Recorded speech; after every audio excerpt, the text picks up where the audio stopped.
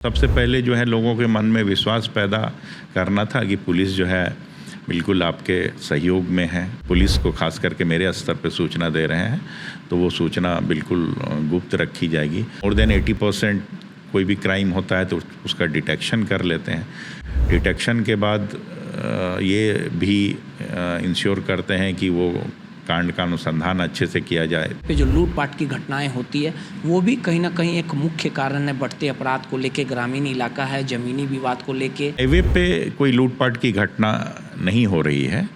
जो भी हो रहा है वो बहुत ही छोटा मोटा। अपना मानना है कि 98% लोग जो हैं वो शांति प्रिय हैं, पुलिस का सहयोग करना चाहते हैं।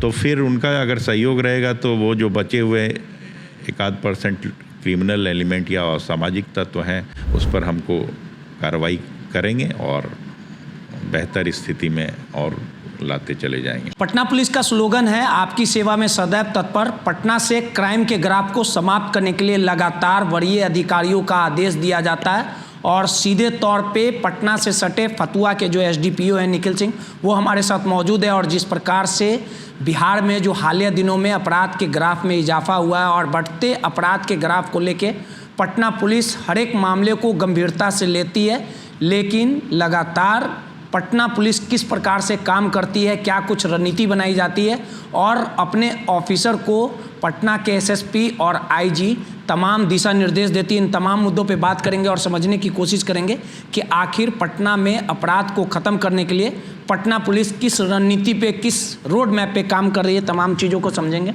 सर, आपका एक लंबा अनुभव रहा है, 94 बैच के आप रहे हैं, पुलिस वाले रहे हैं। और जिस प्रकार से गांधी मैदान की बात कर ली जाए वहाँ पे आप थाना प्रभारी के पद पे रहे हैं, जहानाबाद रहे, अब आप फतुआ के एसडीपीओ हैं। ग्रामीण एरिया है ये, लेकिन 3 थानों की जो जिम्मेवारी आपके ऊपर है, दीदारगंज हो, नदी थाना हो, फतुआ हो, तो बिहार में कई सालों से शराबबंदी भी है। लेकिन देखा जाए तो शराबबंदी को लेके अधिकतर जो तस्कर हैं वो समुद्र इलाके में, नदी इलाकों में सबसे ज़्यादा इसका इस्तेमाल करते हैं। तो आखिर उन पे लगाम लगाने के लिए किस प्रकार से रणनीति बनाई गई है?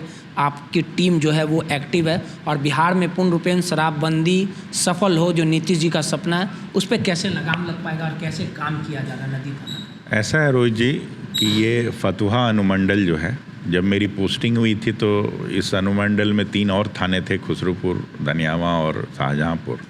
ये ट्रेडिशनली जो है थोड़ा आपराधिक दृष्टिकोण से संवेदनशील रहा है और अपराध की मात्रा ज़्यादा रही। इसका कारण है कि यहाँ जो ज्योग्राफिकल स्ट्रक्चर है वो बगल में दियारा इलाका है और पहले वहाँ उतना अच्छा रोड और इंफ्रास्ट्रक्चर नहीं था, तो उसका फ़ायदा उठा के जो आपराधिक तत्व थे काफ़ी फलते फूलते थे। लेकिन हाल के दिनों में जो है हम लोग इस पर वैशाली पुलिस के से समन्वय स्थापित करके लगातार जो भी वैसे तत्व हैं उन पर छापेमारी की गई है और अच्छी उसमें हम लोगों को सफलता भी मिली है।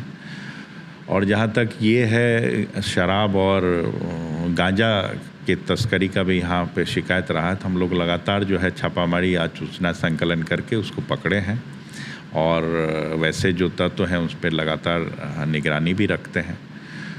नदी थाना स्थापित होने के बाद थोड़ा और भी अपराध पे नियंत्रण होने में हम लोगों को सुविधा हुई है। नदी में भी हम लोग रैंडम चेकिंग करते हैं नाव वगैरह की, और बीच नदी में भी बीच बीच में गश्ती में पेट्रोलिंग पार्टी जाती है। इसके अलावा जो भी पुराने हिस्ट्री सीटर वगैरह हैं, जो अपराध कर्मी हैं, जो केस में वांटेड है, उनकी गिरफ्तारी हुई है पिछले 6 महीने में। हमारे वरीय पदाधिकारी का जो भी निर्देश हुआ था उस पर भी काम हुआ है। अभी एक एसटीएफ की टीम है जो कि यहाँ जेठुली में कैंप करती है, उनका भी सहयोग मिलता रहता है और हम लोग लगातार छापामारी करके हमें खुशी है कि हम लोग बहुत हद तक अपराध पे नियंत्रण करने में सफल हुए। बिहार में पूर्ण रूपेण शराबबंदी को लेके कई साल हो गए हैं। 2016 का वो साल था, बड़े तामझाम के साथ बिहार के मुख्यमंत्री नीतीश कुमार ने शराबबंदी की थी। लेकिन हालिया दिनों में, हालिया सालों में देखा जाए तो सूखे नशे का प्रकोप जो है, जो गिरोह है, जो इसके सरगना है, वो काफ़ी सक्रिय हो चुके हैं। लगातार इसके जद में कहीं ना कहीं जो यूथ हैं वो पढ़ते जा रहे हैं। तो सूखे नशे को लेके उनके सरगना और गैंग को पकड़ने के लिए किस प्रकार से एक्टिविटी है? देखिए, पटना पुलिस में वरीय पदाधिकारी का भी निर्देश है कि वो जो छोटे छोटे ड्रग पेडलर्स होते हैं उस पर नज़र रखी जाए, और हाल के दिनों में हम लोग कार्रवाई किए हैं और पकड़ाए भी हैं, और ये एक कंटिन्यूअस प्रोसेस है जिसको हम लोग चला रहे हैं।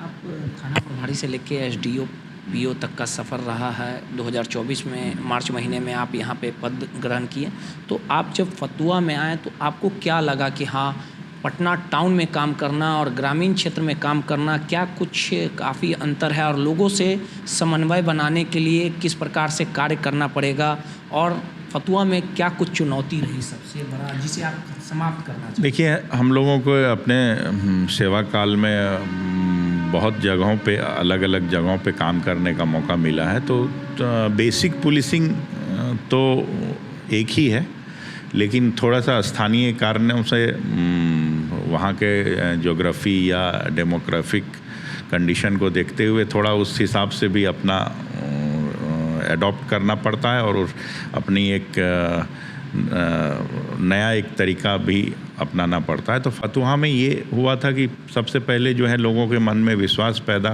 करना था कि पुलिस जो है बिल्कुल आपके सहयोग में है, और एक बात की यहाँ पर थी कि जो सूचना देंगे कहीं मेरी सूचना लीक तो नहीं हो जाएगी। तो लोगों के मन में ये विश्वास पैदा हुआ कि नहीं, अगर हम पुलिस को खास करके मेरे स्तर पे सूचना दे रहे हैं तो वो सूचना बिल्कुल गुप्त रखी जाएगी, और उस पर कार्रवाई जैसे जैसे होती चली गई लोगों का विश्वास बढ़ता गया, और अब लोगों के द्वारा सूचना दी जा रही है और उनमें विश्वास पैदा हुआ है, उनका भी बहुत सहयोग मिल रहा है। तो हम लोग काफ़ी हद तक, लगभग रोहित जी, हम लोग मोर देन 80% कोई भी क्राइम होता है तो उसका डिटेक्शन कर लेते हैं।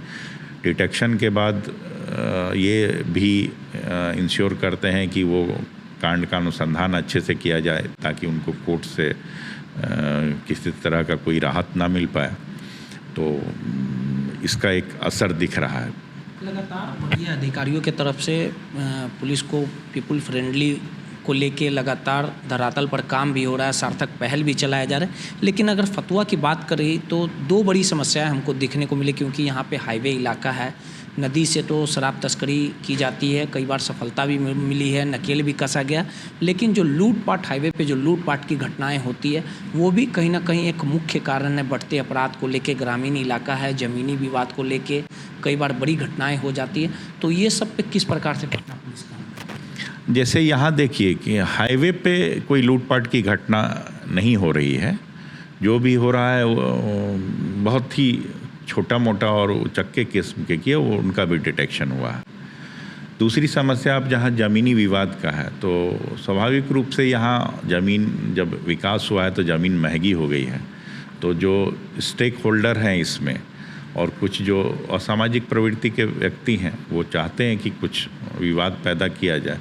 तो हम लोग उस संबंध में भी हर स्तर पे काम कर रहे हैं। जैसे कि शनिवार को जो भूमि विवाद की बैठक होती है, इसके अलावा भी हम लोग चूँकि ज़्यादा विवाद आ रहे हैं तो शनिवार के अतिरिक्त भी अन्य दिनों में भी आवश्यकता अनुसार जो है कैंप लगा के उनका देखते हैं। इसके अलावा ऐसे मामले में त्वरित कार्रवाई करते हैं। फिर भी अगर कोई घटना होती है तो फिर उसके बाद हम लोग उसका पब्लिक को करें। पब्लिक को मैसेज ये देना है कि हाँ, कि आपके साथ हैं बिल्कुल। और मेरा अपना मानना है कि 98% लोग जो हैं वो शांति प्रिय हैं, पुलिस का सहयोग करना चाहते हैं।